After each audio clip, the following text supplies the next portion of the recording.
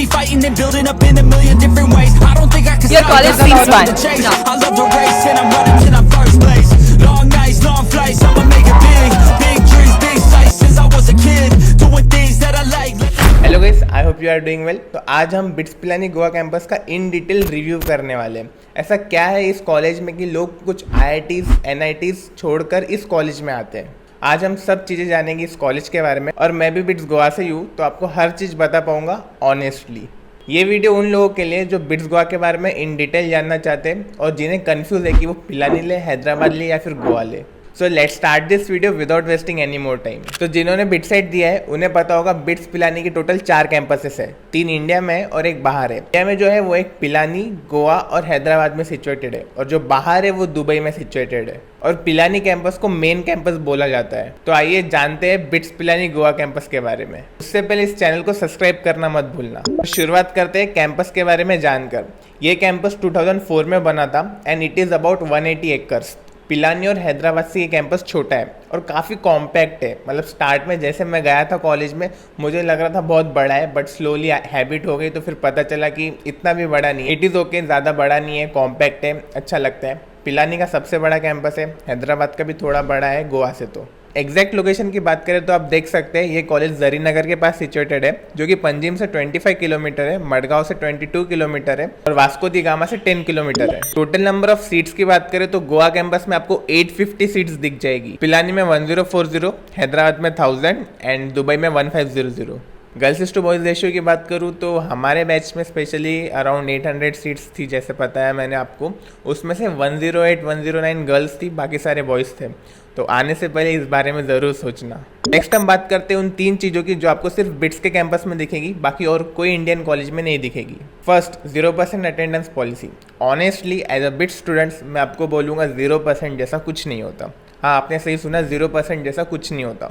But रुको, पूरी सच्चाई भी जान लो। आई विल से कुछ प्रोफेसर्स जानबूझ के अटेंडेंस के मार्क्स रखते हैं जिससे कि बच्चे क्लास अटेंड करें, नहीं तो कोई भी बच्चा क्लास नहीं आता। सिर्फ 5 से 10 बच्चे आपको क्लासेस में दिखेंगे, इसलिए कुछ प्रोफेसर्स अटेंडेंस के लिए मार्क्स रख देते हैं। मोस्टली अटेंडेंस के मार्क्स लैब्स वगैरह में होते हैं। तो मान लो हफ्ते में 2 लैब्स होती है और एक लैब 2 घंटे की होती है। देखा जाए तो ऑनेस्टली आपको 5 to 6 hours in a week classes जाना पड़ेगा, यानी कि लैब्स जाना पड़ेगा। उस हिसाब से देखें तो आपकी अटेंडेंस 10 to 15% हो ही जाती है। एग्जैक्ट 0% नहीं होती, बट 10 to 15% भी बहुत कम है कंपेयर टू 75%। ये पॉलिसी काफ़ी ज़्यादा फ़ायदे है, बट उसका नुकसान भी है उन बच्चों के लिए जिनको खुद पे कंट्रोल नहीं है, जो सिर्फ रूम पे बैठ के नेटफ्लिक्स देखेंगे, उनके लिए काफ़ी ज़्यादा नुकसानदायक साबित होती है ये पॉलिसी।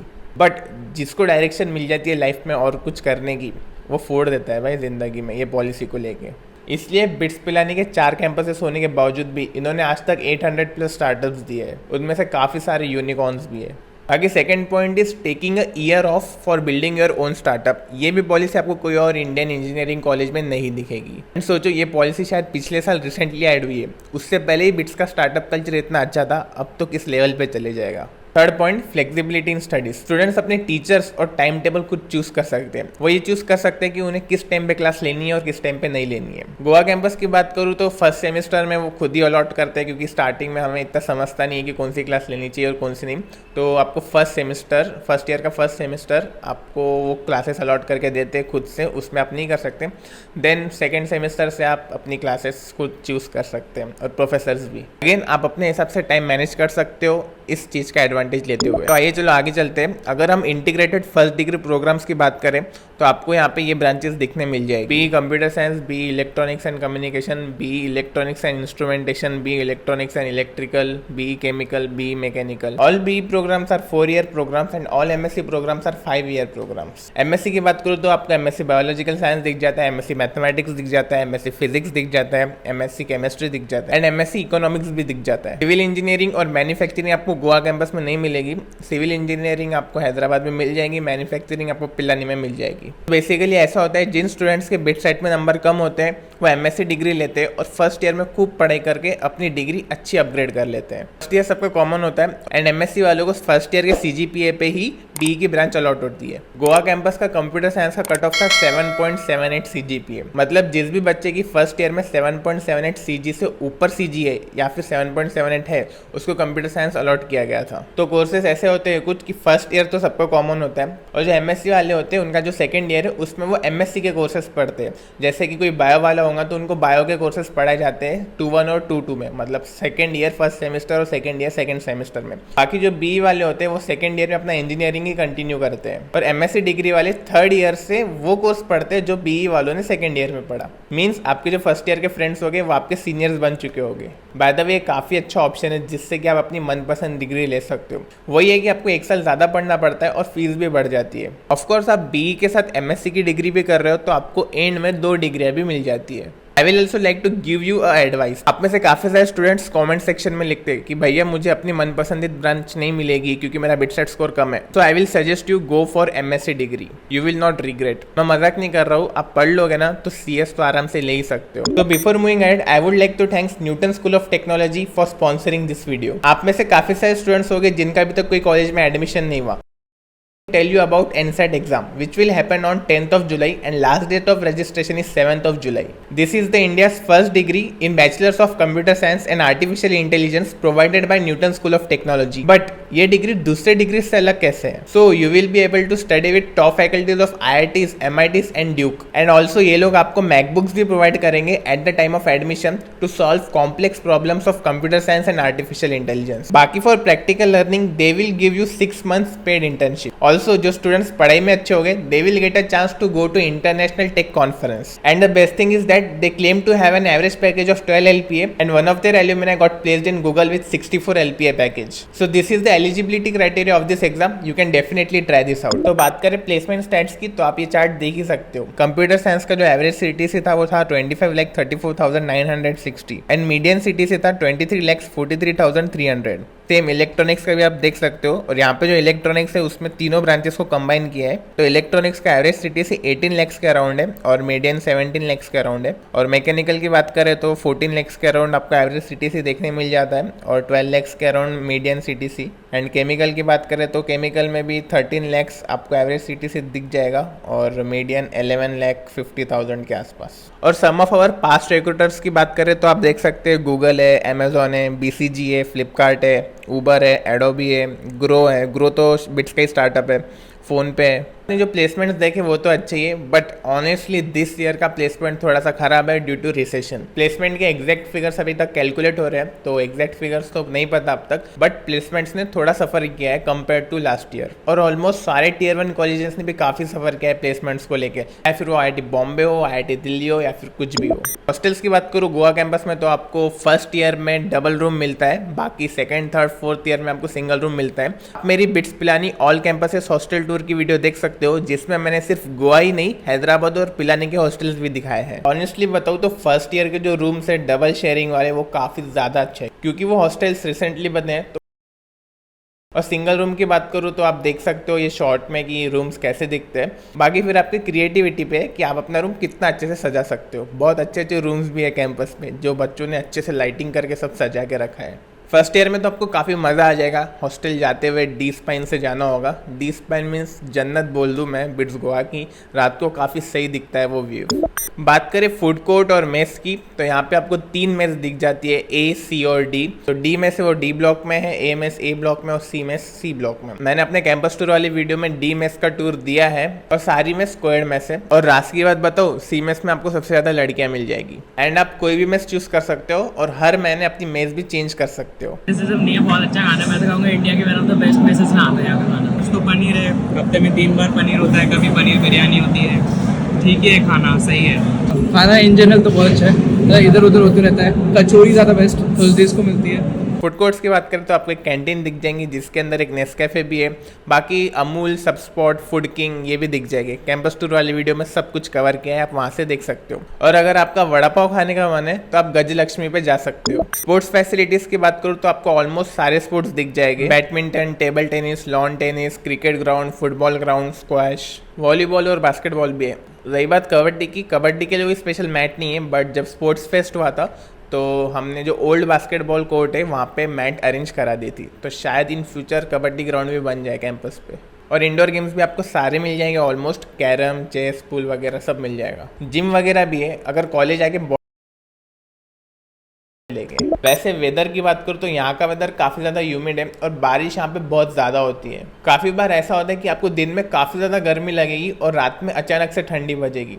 तो अगर आप हाफ स्लीव शर्ट पहन के निकलते हो दिन में तो रात को आपको हुडी की ज़रूरत पड़ सकती है। बाकी विद टाइम ये क्लाइमेट आपके बॉडी को अच्छे से सूट हो जाता है, ज़्यादा टेंशन लेने की ज़रूरत नहीं है। ट्रांसपोर्टेशन की बात करें तो आसपास आपको ये 3 ऑप्शंस अवेलेबल है। Vasco railway station 9.7 kilometre, Madgaon railway station 22 kilometre and Dabolim airport 4.9 kilometre. तो अब आते हैं मुद्दे की बात पे। तो बात हो रही है गोवा कैंपस की। गोवा यानी वैकेशन प्लेस।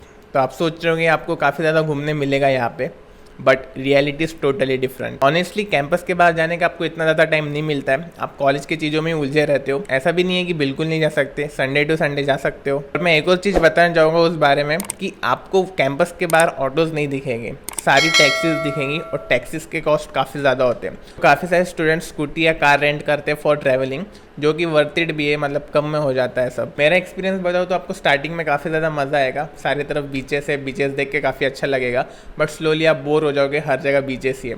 तो कुछ नई नई चीज़ें ट्राई करते रहना गोवा में आके। काफ़ी ज़्यादा चीज़ें हैं जो मैंने भी अब तक एक्सप्लोर नहीं की है, देखते हैं क्या क्या कर सकते हैं। आगे बढ़ते हैं, हम कॉलेज फेस्ट की बात करते हैं। गोवा कैंपस में आपको 3 मेजर फेस्ट दिखने मिल जाएंगे। एक कल्चरल फेस्ट जिसको वेव्स बोलते हैं, टेक फेस्ट कॉर्क बोलते हैं, और जो थर्ड है स्पोर्ट्स फेस्ट, स्प्री बोलते हैं उसे। वेव्स आपको नवंबर के अराउंड दिखने मिल जाएगा, बाकी जो कॉर्क और स्प्री है वो आपको मार्च अप्रैल में दिख जाएंगे। And waves top 10 best fest में भी आता है। अगर आपको डिटेल में जानना है कि ये फेस्ट में एक्चुअली होता क्या है, कितना मज़ा आता है, तो आप ये वीडियोस देख सकते हो मेरी कॉर्क पे और वेव्स पे मैंने इन डिटेल बनाई है। काफ़ी मज़ा आएगा देखते वक्त, तो आप वो देख सकते हो। बाकी कॉलेज ग्रेडिंग की बात करूँ तो ऑनेस्टली गोवा कैंपस की ग्रेडिंग थोड़ी ख़राब है compare to Pilani and Hyderabad. Goa campus में उससे ज़्यादा फ़र्क नहीं पड़ेगा, बट एक जगह उसका बहुत बड़ा फ़र्क पड़ता है, वो है इंटर्नशिप्स के वक्त। Internships provided by bits Pilani, practice school 1 and practice school 2। ये दोनों इंटर्नशिप बिट्स पिलानी ही प्रोवाइड करता है और ये सारा बेस्ड होता है आपके CGPA पे। तो ये इंटर्नशिप्स पूरे बिट्स पिलानी में कॉमनली अलॉट होती है। तो जो स्टूडेंट्स पिलानी और हैदराबाद कैंपसेस में उनकी CGPA आपसे थोड़ी ज़्यादा होती है, जिसके वजह से काफ़ी ज़्यादा चांसेस है कि उनको अच्छी कंपनीज अलॉट हो। Bye the way, in internships के बारे में और बता दूँ आपको, ये दोनों इंटर्नशिप्स पेड इंटर्नशिप्स होती है। पेड इंटर्नशिप्स मतलब आपको पैसे नहीं मिलते, आपको पैसे देने होते हैं। PS1 जो है, जो मैं अभी कर रहा हूँ, राइट नाउ आई एम इन मुंबई, यहाँ पे मेरे को 0 स्टाइपेंड मिलता है, बट जो PS2 है वहाँ पे स्टाइपेंड मिलता है। बट इस PS1 को करने के लिए मैंने 82,000 रुपीज़ दिए और PS2 करने के लिए भी कुछ रुपीज़ देने होते हैं बिट्स पिलानी को। PS1 जो है वो सेकेंड ईयर होने के बाद होता है, यानी कि 4th सेमेस्टर होने के बाद, और जो PS2 है वो आप 4.1 या 4.2 में चूज़ कर सकते हो अपने हिसाब से। And again keep it in mind कि सारी कंपनीज अलॉट होती है आपके CGPA पे और आपके प्रेफरेंस ऑर्डर पे। फाइनली बात करते हैं बिट्स गोवा के फीस और स्कॉलरशिप्स की। तो आप यहाँ पे देख सकते हो एक स्टूडेंट की फी रिसिप्ट जो उसने लास्ट सेमेस्टर भरी थी, यानी कि सेकंड सेमेस्टर 2022-2023 में। तो आप वहाँ पे देख सकते हो ट्यूशन फीस उसकी 2,35,500 के आसपास हुई थी। हॉस्टल फीस 22,950, बाकी मेस वगैरह का सारा कुछ मिला के 2,80,450 रुपीज़ हुआ था। टैक्स वगैरह सब मिला के, ड्यूज़ वगैरह सारे मिला के उसकी लास्ट सेमेस्टर की फ़ीस थी 2,83,629 rupees. This is fees of 1 semester. And the total fees जो मैंने अब तक पे की है, यानी कि मेरे 4 सेमेस्टर की फ़ीस, वो होती है 10,89,340 रुपीज़। और अगर मैं इसमें प्रैक्टिस स्कूल 1 इंटर्नशिप की फीस ऐड करता हूँ तो ये टोटल कॉस्ट हो जाएगा 11,70,000 के आसपास। तो इस हिसाब से देखा जाए तो आपकी टोटल BE की फीस होती है अराउंड 22 to 25 lakhs और MSc की फीस होती है अराउंड 27 to 31 lakhs। बाकी स्कॉलरशिप्स की बात करें तो आपको मेजरली 2 टाइप्स की स्कॉलरशिप दिख जाती है। एक तो merit scholarship, second merit come need scholarship. And around 30% of the students जो फर्स्ट ईयर में एडमिशन लेते हैं उनको स्कॉलरशिप्स मिलती है। तो बात करते हैं मेरिट स्कॉलरशिप की। तो आप देख सकते हैं कि अगर आप टॉप 1% में आते हो तो आपको 100% स्कॉलरशिप मिलती है, और अगर आप टॉप 2% में आते हो तो 40% मिलती है। बाकी रही बात मेरिट कम नीड स्कॉलरशिप की, तो इसमें एक कंडीशन होती है कि आपकी फैमिली इनकम 11 लाख से कम होनी चाहिए और आपका जो CG है वो 6 से ऊपर होना चाहिए। तो कितने जनों को ये स्कॉलरशिप मिलती है वो भी देख लो। 3% स्टूडेंट्स को 80% फी वेवियर मिलता है, 6% स्टूडेंट्स को 40% मिलती है, 12% स्टूडेंट्स को 25% मिलती है, 6% स्टूडेंट्स को 15% मिलती है। हर सेमेस्टर आप 15% तो मिनिमम बचा ही सकते हो, 6 के ऊपर CG ला ही सकते हो। तो समझ लो जितना ज़्यादा CGPA उतना आपको फीस में ऑफ मिलेगा। तो that's it for the video. I tried to cover almost everything जो इंपॉर्टेंट लगा मुझे। आपको कोई भी डाउट्स हो तो आप कमेंट सेक्शन में पूछ सकते हो, I am free to answer that. By the way subscribe करना मत भूलना, मेहनत लगी है वीडियो बनाने में। बाकी गोवा आने के लिए कितना एक्साइटेड हो कमेंट सेक्शन में ज़रूर बताना। नेक्स्ट वीडियो किस टॉपिक पर चाहिए वो भी ज़रूर बताना। तो take care, see you in the next video. तब तक के लिए बाय बाय।